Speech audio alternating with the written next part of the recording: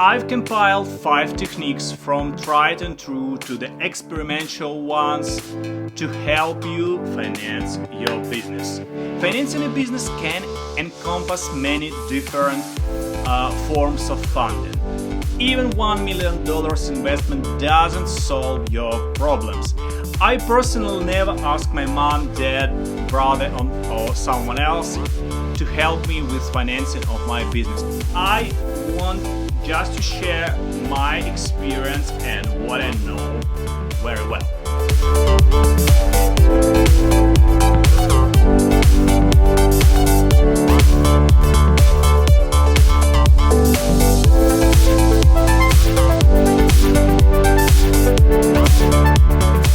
Hello, my name is Dmitry Bonder and this is a channel for prospective millionaires, strategy, tactics, handful and practical advice, tips and hints from real business owners, winning business cases and more you can find on my channel. Please consider subscribing to get new updates and valuable business contents. Let's move forward to the first million.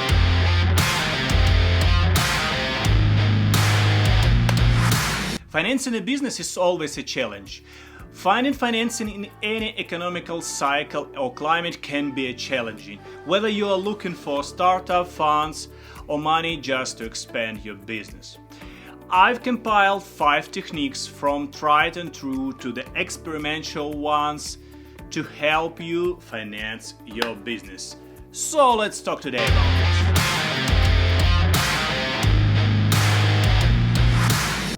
Finding out how to finance a business has gotten considerable more confusing over the past years.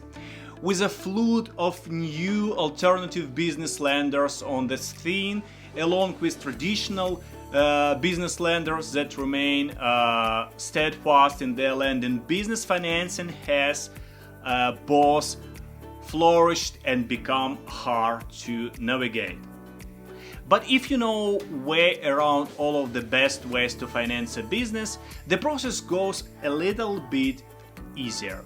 Financing a business can encompass many different forms of funding, like debt financing, equity financing, and more creative financing, blah blah blah financing.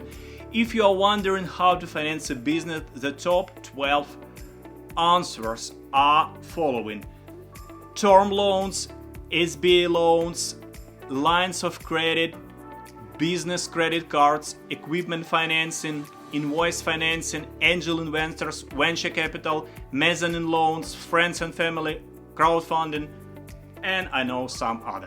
So let me today choose 5 ways of financing I would prefer to use. I want just to share my experience and what I know very well.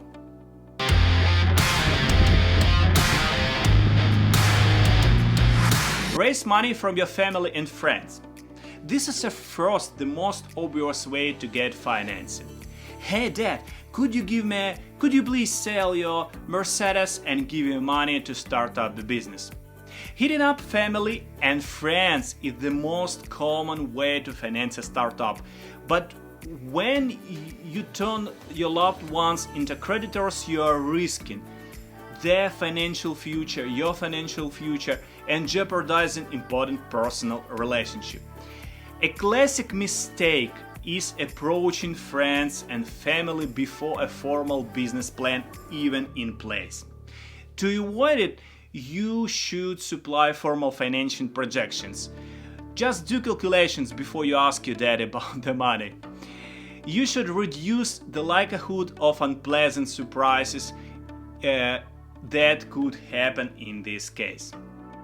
It also lets your investors know that you take their money seriously. You also need to seriously consider how the arrangement will be structured. Are you offering equity, or will this be just a loan from your dad and mom or friends? Perhaps the most important, you need to emphasize the risk involved. I personally never ask my mom, dad, brother, or someone else to help me with financing of my businesses. Why? Maybe I just love them so much and I don't want to jeopardize this relationship.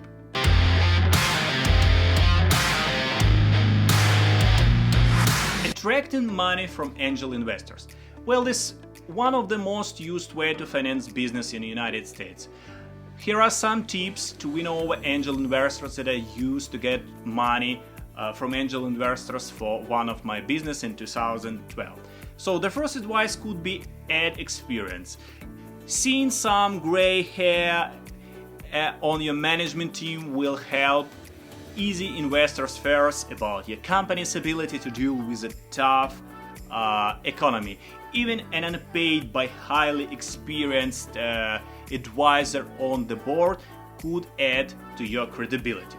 The second important advice, don't be a bad follower.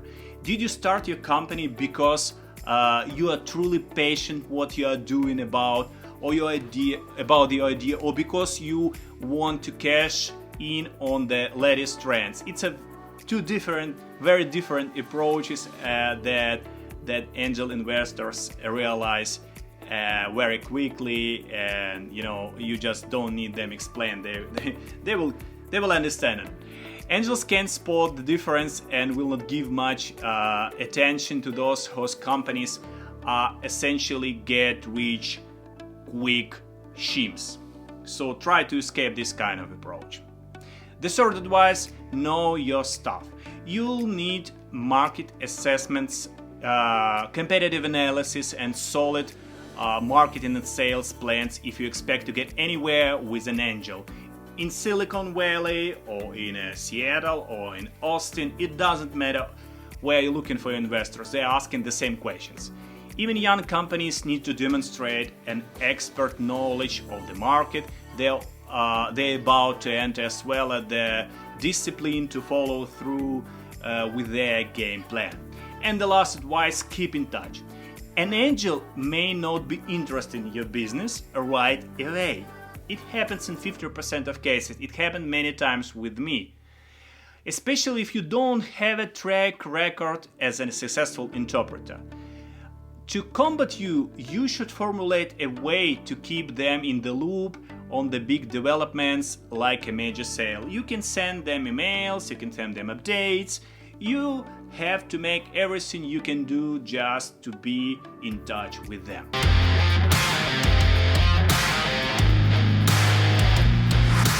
The second way to finance your business that I personally like very much is a crowdfunding. I like the way of financing business with help of crowdfunding because you can have 101,000 investors and you don't give a significant share of your business to one hand. A crowdfunding site like Kickstarter.com can be a fun and effective way to raise money for relatively low-cost creative projects. You'll set a goal for how much money you'd like to raise over a period of time, let's say $1,500 over 40 days. Your friends, family, strangers, you can use this site to pledge money. Kickstarter has funded roughly 1,000, maybe several thousand projects, from rock albums to documentary films. I think it's launched many years ago. I personally know at least several founders. For example, one of the most famous company from Eastern Europe, PetCube, so they got money from Kickstarter. It was their first success in financing their business. But keep in mind that isn't about long-term funding.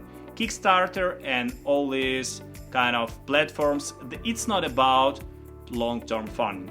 Rather, it's supposed to facilitate the asking for and giving for support of single one-off ideas. Usually, project creators offer incentives for pledging, such, for example, as if you support my book, I will send you the copy of this book for $15 or something like this.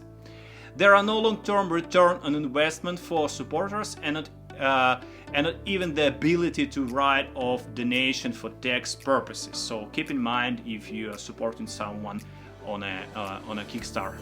Still hasn't stopped close to 1 100,000 people from pledging to Kickstarter projects. So keep in mind this way of financing your business. Do your homework, check with the help of Kickstarter whether the audience like your product or not. It's a pretty good way to start from.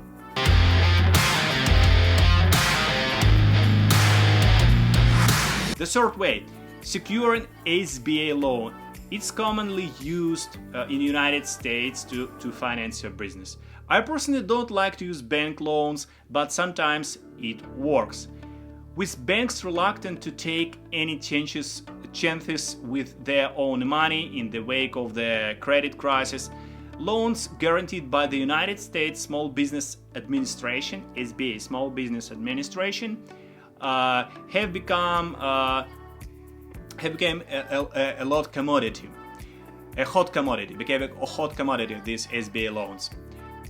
Indeed, funds to support special breaks on fees and guarantees on SBA-backed loans have run out a number of times. And while SBA-backed loans are open to any small business, there are a number of qualifications, including, and you have to know about them. Let me give you some practical advice that I checked carefully on their websites. First of all, under law, the SBA can't guarantee loans to businesses that can obtain the money they need on their own. So you have to apply for a loan on your own from a bank and other financial institutions and be turned down. The second point, in order to qualify as a small business, your firm needs to meet the government's definition of a small business for your industry. So you cannot be Microsoft and to get SBA loan. Your business may need to meet other criteria depending on the type of loan. And the last one, after determining that your business meets all these qualifications, you need to apply for commercial loan from a financial company that possesses SBA loans, since one very important point, SBA doesn't provide loans directly. The bank's qualifications can be more stringent. Every week I'm receiving offers from PayPal, Cabbage, and some other financial companies regarding microloans. It's easy to get money. One option would be to apply for microloan, a small business loan ranging from $500 to, let's say, $35,000. Microloans are often so small that commercial banks can be bothered lending the funds to you. So instead of bank, you need to turn to a microlender, a non-profit organization that works differently than banks. Microlenders offer a small loan sizes, usually require less documentation than the banks and often apply more flexible underwriting criteria. There are a few hundred microlenders throughout the US and often charge slightly higher interest rate for loans than banks. Microloans are really for that startup entrepreneur or entrepreneur in an existing business facing capital gap who needs just to secure capital for new equipment or to serve some contracts. So that's the last way you can finance your business. Some other ways to finance your business I never used before, but maybe you will like them and it will be good for you. So consider factoring. Factoring is a financing method where a company sells its receivables at discount to get cash upfront. It's often used by companies with a poor, for example, credit, or by business such as apparel manufacturers, which have to fill orders long before they get paid. However, it's an expensive way to raise funds. Companies selling receivables generally pay a fee that is a percentage of their total amount. And the last way that I have to mention, get a bank loan. Lending standards have gotten much stricter, but banks such as Wells Fargo, JP Morgan Chase, and Bank of America have earmarked additional funds for small business lending. So why not apply? Way that I heard from my friends, tap into 401k. It's a pretty stressful way to finance your business. If you're unemployed and thinking about starting your own business, those funds you have accumulated in a 401k accounts over the years can look pretty tempting. And thanks to previous and tax code, you actually can tap into them without penalty if you follow the right steps. Remember that you are investing your retirement funds, which means if things don't pan out, not only do you lose your business, but the nest egg you prepared for your retirement. I hope you find this video helpful and now you know at least 5 ways how to finance your business. Please remember, even $1 million investment doesn't solve your problems. You need much more to have a successful business. You have to work with your clients, you have to get a really great product, you have to build a really strong team and develop a great strategy. Please like, thumb up and support me on the Patreon system. I will put link in the description.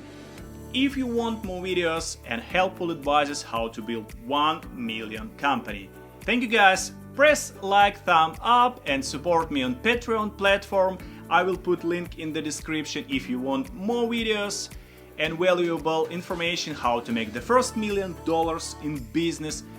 And thank you guys for watching. I'll see you very soon. Peace out and happy financing.